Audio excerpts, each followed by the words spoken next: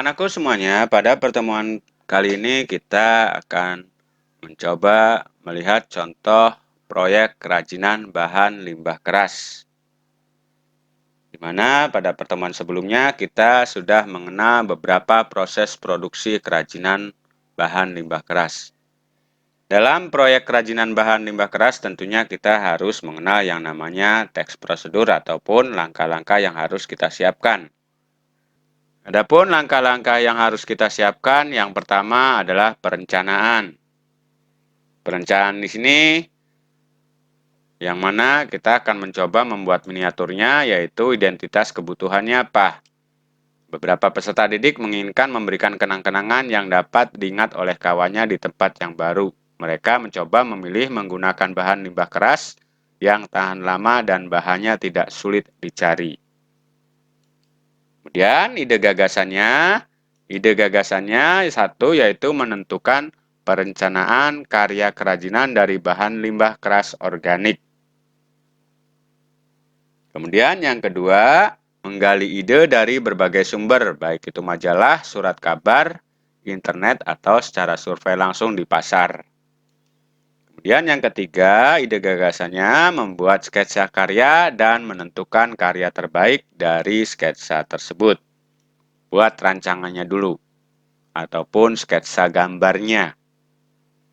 Setelah selesai melaksanakan perencanaan, barulah yang kedua pelaksanaannya. Di dalam pelaksanaan ini perlu yang kita siapkan adalah bahannya.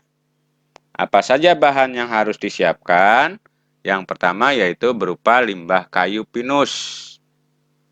Kemudian yang kedua berupa kain perca batik. Kemudian lem, baik itu menggunakan lem power ataupun menggunakan lem putih ya. Kemudian yang selanjutnya yaitu berupa karton ataupun kardus. Dan yang terakhir berupa politur atau vernis yang mengkilap. Setelah bahan kita siapkan, siapkan pula alat-alat yang dibutuhkan, yaitu berupa gunting dan cutter. Ini alatnya sederhana. Nah, bagaimana proses pembuatannya? Dalam proses pembuatan yang pertama, kayu pinus yang sudah dipilih, dipotong, dan dibentuk dengan pisau. Kemudian, kertas membentuk pola tangan, kaki, badan, dan kepala. Selanjutnya, hasil potongan yang sudah jadi akan seperti ini, di mana dapat langsung dipernis atau dicat warna kulit. Ya. Kemudian, berikutnya, kayu pinus yang sudah dipotong pola badan disusun dengan lem dan diberi balutan kain perca menyerupai pakaian manusia. Itu contohnya. Setelah selesai, kemudian selanjutnya buatlah alas sebagai tempat pijakannya. Nih, boleh menggunakan triplek ataupun menggunakan kardus. Kalau ingin kuat sebetulnya bagusnya menggunakan kardus, triplek ya. Kita lanjutkan, boneka yang dipasang menggunakan lem, ya, lakukan dengan rapih dan terlihat kuat menempel pada alas triplek tersebut. Nah, nanti hasilnya boneka dipasang, kemudian setelah dipasang bonekanya rapikan seperti ini. Nah, hasil miniatur dapat berupa Pak Tani angon bebek. Nah, ini contohnya. Ya, dapat pula miniatur Pak Tani dan Bu Tani sedang menumbuk padi misalnya. Nah, itu terserah, silakan bentuknya seperti apa.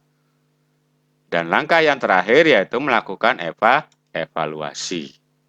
Apa saja dalam evaluasi yang harus kita perhatikan? Yang pertama, evaluasi yang harus dilakukan adalah menguji terlebih dahulu karya tersebut. Apakah karya tersebut layak digunakan untuk dijadikan cenderamata ataukah tidak? Kemudian, yang kedua adalah tentang keselamatan kerjanya. Sudahkah kita memperhatikan keselamatan kerja daripada kerajinan yang kita buat tadi? Nah, itulah materi yang bisa saya sampaikan pada materi pokok bahasan tentang contoh proyek kerajinan bahan limbah keras. Apabila ada yang ingin ditanyakan, silakan ditanyakan. Untuk pertemuan selanjutnya, nanti kita akan bertemu lagi dalam uji kompetensi ataupun evaluasi melalui Google Formulir. Kurang lebihnya saya mohon maaf.